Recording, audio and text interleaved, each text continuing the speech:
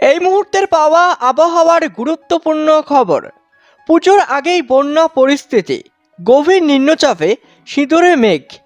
ফের নিম্নচাপের প্রভাবে বাংলার জেলায় জেলায় ভারী বৃষ্টিপাতের সম্ভাবনার কথা জানিয়েছে আবহাওয়া দফতর।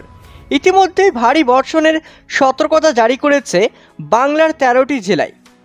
তো এই নিম্নচাপের প্রভাবে কোন কোন জেলায় ভারী বৃষ্টিপাতের সম্ভাবনা রয়েছে কি জানাচ্ছে আবহাওয়া দফতর, এবং কেমন থাকবে কলকাতা, উত্তর ও দক্ষিণবঙ্গ সহ গোটা বাংলাদেশের আজ এবং আগামী কালকের আবহাওয়া। তো আবহাওয়ার সম্পূর্ণ বিস্তারিত খবর জানিয়ে দেবো এই ভিডিওটি অবশ্যই শুরু থেকে শেষ পর্যন্ত দেখবেন। ভিডিওতে একটি লাইক করবেন, আর আপনি এই ভিডিওটি কোন জেলা থেকে দেখছেন সেই জেলার আবহাওয়ার আপডেট পাওয়ার জন্য কমেন্ট বক্সে কমেন্ট করে জানাবেন। আর প্রতিনিয়ত আবহাওয়ার আপডেট পাওয়ার জন্য চ্যানেলটিকে সাবস্ক্রাইব করে পাশে থাকা বেল আইকনটি প্রেস করে চ্যানেলের সঙ্গে জুড়ে থাকবেন। তো চলুন এবার দেখে নেওয়া যাক। পুজোর আগে কি বন্যা পরিস্থিতি বাংলায়? গভীর নিম্নচাপের বৃষ্টিতে আশঙ্কা বাড়ছে দক্ষিণবঙ্গে। শনিবার ভারী থেকে অতি ভারী বর্ষণের সতর্কতা জারি করেছে আবহাওয়া দফতর। শনিবার পশ্চিম মেদিনীপুর ও বাঁকুড়ায় জারি লাল সতর্কতা। এই দুই জেলায় একই দিনে 200 মিলিমিটারের বেশি বৃষ্টি হতে পারে বলে মনে করা হচ্ছে। নদী, খাল, বিল ভরা থাকায় বানভাসী হওয়ার আশঙ্কা থাকছে। নিম্নচাপের প্রভাবে ঝাড়খণ্ডেও প্রবল বৃষ্টির সতর্কতা। ডিবিসি জল ছাড়লে আরও বাড়তে পারে বিপদ।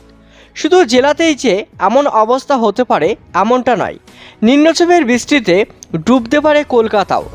আগামী 24 ঘন্টায় অতি ভারী বৃষ্টির কমলা সতর্কতা জারি করা হয়েছে হাওয়া অফিসের তরফে। ঘন্টায় 20 থেকে 30 মিলিমিটার পর্যন্ত বৃষ্টির আশঙ্কা থেকে যাচ্ছে। এমনই কলকাতায় বৃষ্টির সঙ্গে ঝড়ো বাতাসে দাপট দেখা গিয়েছে। শনিবারও দেখা যাবে একই ছবি। সর্বোচ্চ 50 কিমি প্রতি ঘন্টায় বেগে ঝড় বইতে পারে। বজ্রপাতের সময় ছাদের নিচে থাকার পরামর্শ আবহাওয়াবিদদের। রবিবার পর্যন্ত মৎস্যজীবীদের সমুদ্রে যেতে নিষেধ করা হচ্ছে। উত্তাল হবে সমুদ্র। পশ্চিমবঙ্গ বাংলাদেশ উপকূলে সমুদ্রে 35 থেকে 55 কিলোমিটার গতিবেগে দমকা ঝড়ো হাওয়া বইতে পারেই বলে জানাচ্ছে আবহাওয়াবিদরা। হাওয়া অফিস বলছে মৌসুমি অক্ষরেখা উত্তরপ্রদেশে গভীর নিম্নচাপের এলাকার উপর দিয়ে রাঁচি হয়ে বাঁকুড়া পর্যন্ত গিয়েছে।